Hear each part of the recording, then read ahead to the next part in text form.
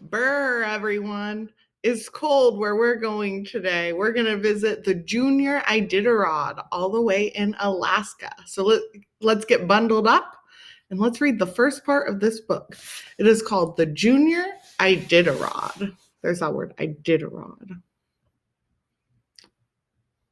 I'm already looking at this picture and I'm seeing a trail race and a husky. So I'm thinking it must have to do with like dog racing. Also, like look up here. I see those sled dogs too. So let's see. What is the Jr Iditarod? It is late February. Young people ages 14 through 17 gather in Alaska with their dogs for a special race. The participants in this race, called mushers, stand on the back end of sleds pulled through snow and ice by a team of dogs. The mushers and their dogs will race across roughly 150 miles of challenging terrain. Terrain is like the ground that they're on. Braving blizzards, severe weather, and sub-zero temperatures as they aim for the finish line. This is the Jr Iditarod, a demanding race that began in 1978 and has taken place every year since then. So it did say it's a race, a dog sledding race that kids, either 14 to 17-year-olds do. Do you know that the Jr Iditarod is modeled after the Iditarod, a sled race or a sled dog race that covers over 1,000 miles. So this, for the kids, it's 150 miles. But for the adults, it's 1,000 miles and may last up to 15 days. Part of the Iditarod route was used in 1925 by mushers and their dogs to deliver life-saving medicine to children in the Alaskan city of Nome.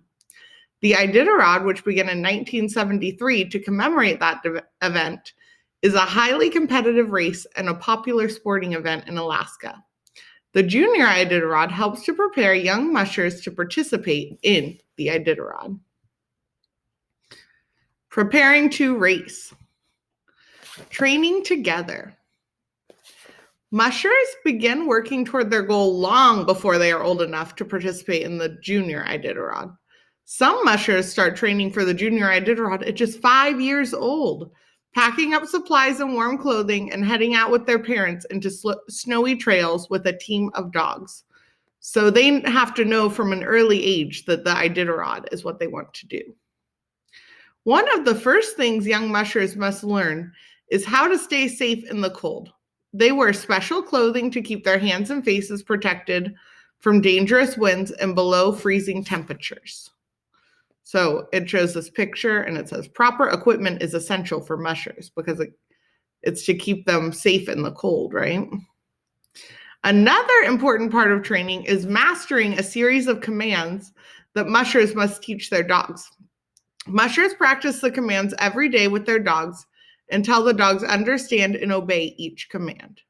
Mushers know from a very young age that they must eat healthy food to be successful at dog sledding, driving a team of dogs to pull a sled. Mushers must be strong to last the full distance of the race. Proper nutrition helps build their muscles and keeps them at their peak performance level. And here's the dog sledding commands. Gee is turn right. Ha is turn left. Come gee is turn right 180, so that's like turning all the way. And come ha is turn left 180, so that's again like all the way to the side. Whoa is stop. Easy, slow down. Mush, let's go. And line out is telling the lead dog to line up the team in a straight line.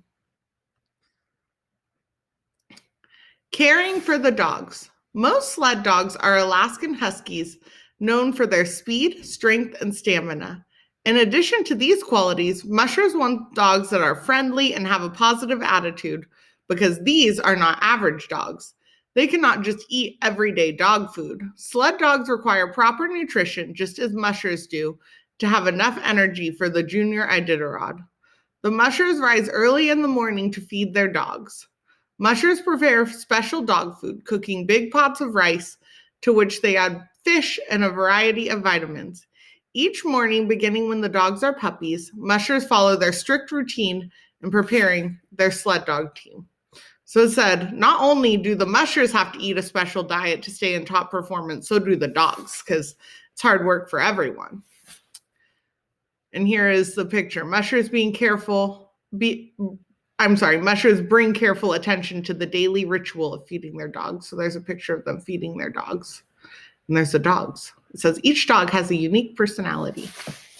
Choosing a leader.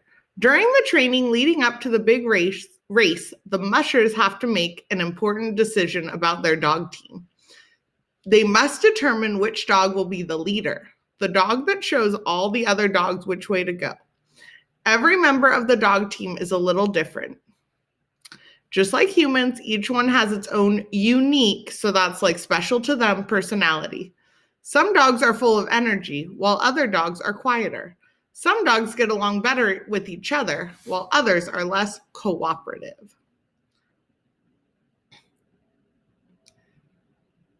At each practice session, the musher puts different dogs out in front in the lead position and then watches carefully to see how well the team runs.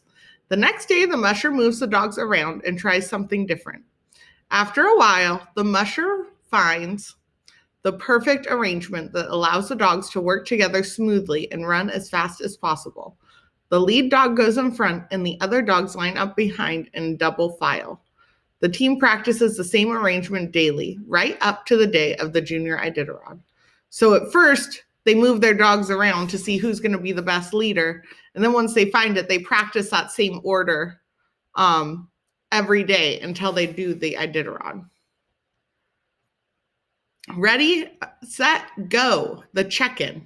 The big day of the Jr Iditarod finally arrives. The mushers arrive in the Wasala area, north of Anchorage, which is the starting point of the race. They begin to prepare for the race. They put on warm clothes to protect their bodies from frostbite, a condition where skin gets so cold that it actually freezes. After they dress themselves properly, the mushers get the dogs ready to race. They put special booties on the dogs' feet as protection against the ice and extremely cold temperatures. Each musher hooks up leads to the front of the sled, long ropes made of strong material that can withstand high temperature with the dogs pulling the sled. Each dog wears a harness which wraps around the dog's chest. The mushers carefully hook the leads to each dog's harness until all the dogs are connected together as a team. So here's the dogs and their booties to protect their feet, and then their harnesses are all hooked together for the race. Adults at the race have a checklist of necessary supplies called the payload that each musher must carry. These adults make sure the mushers have everything on the checklist packed away neatly and securely inside the sleds. Because the race is so challenging, it is crucial that nothing falls out or gets wet during the race. After check-in is complete, each musher puts on a jersey with his or her official race number. And that's where we're going to stop for today. Come back tomorrow for the next segment.